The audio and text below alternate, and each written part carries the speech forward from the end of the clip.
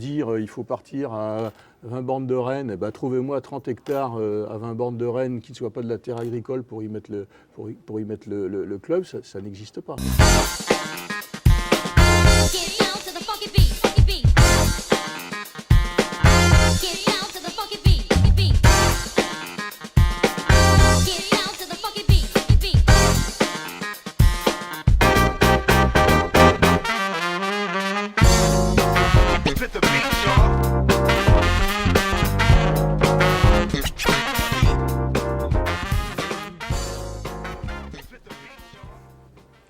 Bonjour Jacques Delanoë. Bonjour.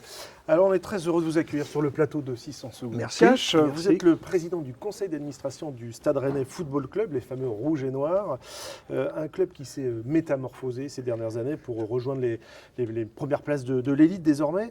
Alors peut-être une première question pour ceux qui n'auraient pas saisi tout à fait ce que vous faites au sein du club. Président du conseil d'administration, ça veut dire quoi ? Le club a un conseil d'administration que je préside. Donc j'étais administrateur depuis 2012 et je suis président du conseil depuis 2017.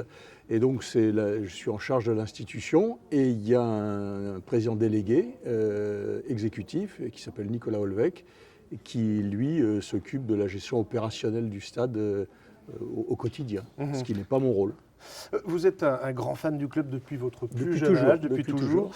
Vous êtes un proche de François-Henri Pinault. Je crois que vous avez été au lycée avec lui, au lycée Saint-Vincent, à Rennes. Exact, vous êtes bien renseigné. Est-ce que vous êtes tout simplement l'homme de confiance des Pinault pour surveiller un peu ce qui se passe dans le club quand ils ne sont pas là ? Oh non, parce que là, vous êtes en train de me donner un rôle de flic qui n'est pas du tout celui qu'ils m'ont donné et que je souhaite avoir. Un homme de confiance, oui, je leur dois la confiance et la loyauté, ça c'est évident. Non, on travaille avec, disons que je suis le relais local pour la famille Pinault, oui. Un des relais locaux pour la famille Pinault, voilà. Et ils surveillent toujours de près ce qui se passe dans Absolument. le club. Le père comme le fils sont quasi au quotidien à suivre le club, absolument. C'est deux passionnés du club. Ils le disent eux-mêmes, le club pour eux est un actif affectif, donc ils y mettent tout leur cœur. Ils y ont mis aussi beaucoup d'argent.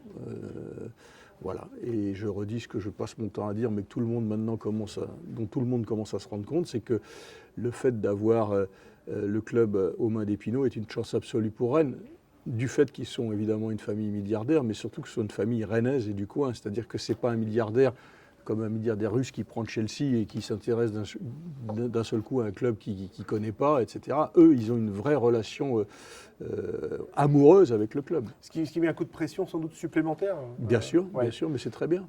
C'est bon la pression, c'est ce que vous voulez dire. C'est bon la pression, il n'en faut pas trop, mais de toute façon, la pression dans le foot, elle est là quand ça va pas, elle est toujours là, donc il faut faire avec.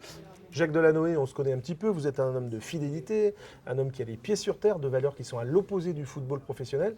Qu'est-ce que vous êtes allé faire dans cette galère ? D'abord, je n'ai pas été dans le monde du football, j'ai été servir mon club de cœur, le Stade Rennais. C'est pas pareil. Si je ne sais qui m'avait appelé pour prendre la présidence de Marseille, d'Auxerre ou de Lille, ça ne m'intéresse pas du tout. Moi, c'est ce qui m'intéressait, c'était de prendre le Stade Rennais, qui est le club de mon cœur, qui est le club de ma ville, qui est le club de là où je vis. C'est ça qui m'intéressait. Alors après, attention aux raccourcis. C'est vrai que dans le foot, il y a un certain nombre de choses qui sont assez agaçantes et loin de mes valeurs. Mais il y a aussi des gens bien qui sont aussi proches de mes valeurs. Donc attention aux raccourcis malgré tout. Jacques Delanoë, le temps file très vite. Je vous propose qu'on fasse un rapide arrêt sur image sur le Stade Rennais et on se retrouve tout de suite après.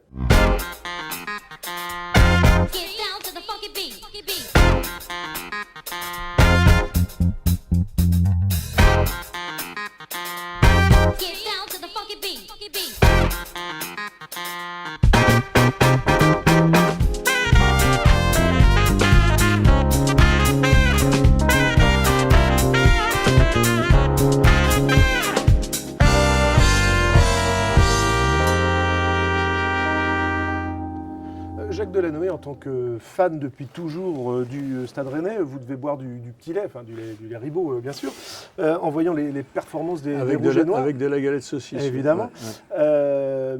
Mais est-ce qu'il ne manque pas la petite marche champion de France, une Coupe d'Europe? Est-ce que ça sera possible un jour? Mais il faut croire, il faut aller au bout de ses rêves. Et pour aller au bout de ses rêves, il faut y croire. Après, il faut du temps. Il faut du temps, parce que malheureusement on est dans une société de l'instant et de l'instantané, donc ça veut dire que cette dimension temps, on a l'impression que tout doucement les gens ne veulent plus l'avoir, mais il faut du temps, il faut se mettre dans des cercles vertueux. On a la chance depuis 4 ans d'avoir gagné une Coupe de France, d'être à notre 4e participation européenne, la 5e, peut-être 2 Champions League en 5 ans. Donc le fait que le stade progresse, c'est indiscutable, mais il progresse aussi sur son engouement. On est à près de 27 000 de moyenne de spectateurs. Enfin, il y a plein de signaux extrêmement positifs. Mais surtout, il ne faut pas se griser, il faut rester humble, parce que tout ça est extrêmement fragile. Vous dites du temps, un peu d'argent encore ? L'argent, mais l'argent... il en faut encore plus, ou ce que je veux dire ou... Il en faut toujours plus. Il en faut toujours plus parce que entre le budget du Stade Rennais et le budget du PSG, c'est de l'ordre de 5 à 6 fois.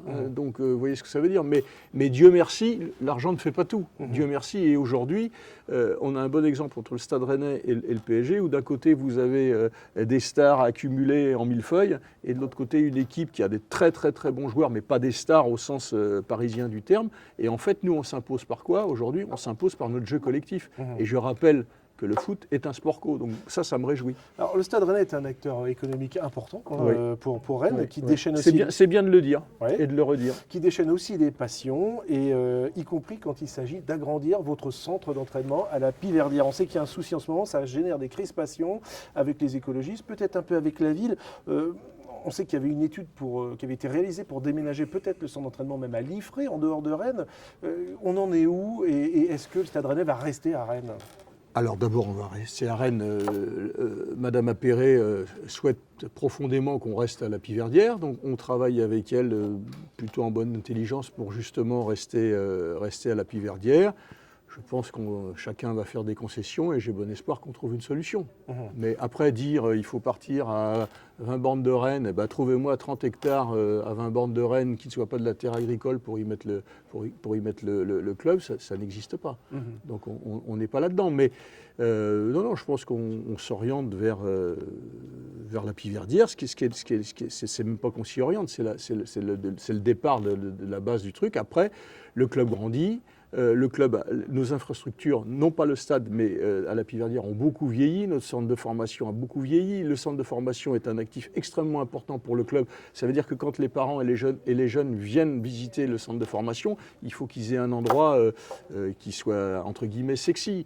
On veut faire une section, on a commencé une section féminine, il faut des terrains en plus. Donc, on ne demande pas, on demande 3 terrains en plus parce qu'on en a besoin. Après, si on ne les a pas, je ne sais pas comment on fera, mais on agira en sorte. Mais on n'est pas en train de vouloir faire, je ne sais quoi, un énorme truc. On est même extrêmement raisonnable, y compris au regard des autres clubs français. Jacques Delanoë, on a une tradition dans cette émission, on a toujours une petite surprise pour nos invités. La voici avec un très beau papier cadeau, comme vous l'avez vu. Avant de vous la remettre, je vous propose... C'est du poisson, non ? Parce que c'est le poisson qu'on met dans le papier journal. Peut-être pas journal là. Avant de vous la remettre, je vous propose de faire encore une petite pause et on se retrouve tout de suite après la Minute Orange.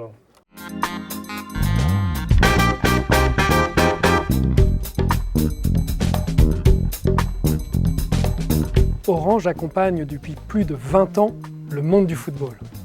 Après avoir été le partenaire officiel de la Ligue 1, nous avons choisi d'accompagner la FFF et les équipes de France de toutes catégories. Pour être au plus près de nos clients, nous nous concentrons sur le football amateur au travers des ligues régionales.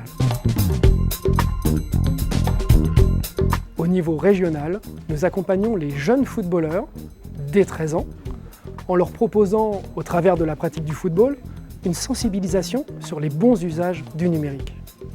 Pour cela, nous avons créé, en collaboration avec la fédération, un jeu qui est aujourd'hui intégré dans le programme pédagogique des ligues. Orange accompagne depuis 2019 le Stade Rennais. Nous sommes le partenaire principal de la Galerie des légendes depuis sa création. Nous proposons aux visiteurs des expérimentations qui leur permettent de vivre une nouvelle expérience. Une plongée au cœur d'un match grâce à une vue à 360 et un son immersif. L'histoire ne s'arrête pas là, alors rendez-vous au Stade de la Route de Lorient pour vivre la Galerie des légendes avec Orange.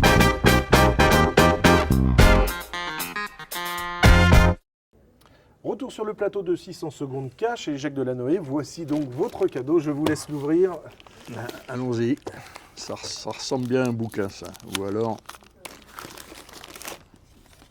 Quand j'étais photographe, Nadar, alors là, vous ne pouviez pas me faire plus plaisir.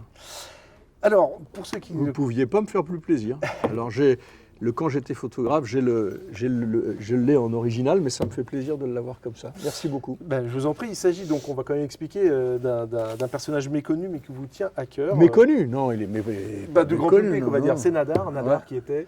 Félix Gaspard Tournachon, qui était le plus grand photographe du 19e siècle. Et un mec incroyable qui a fait des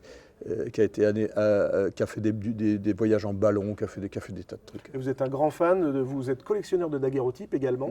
Quand est-ce qu'on aura une exposition avec la collection de Jacques Delanoë? Pourquoi pas. Dès que le football me laissera un peu de temps, pourquoi pas. On vous réinvite pour en reparler. Ouais, en tous les cas, merci. Merci Jacques Delanoë. C'est la fin de cette émission. On se retrouve très vite pour un nouvel invité. Salut.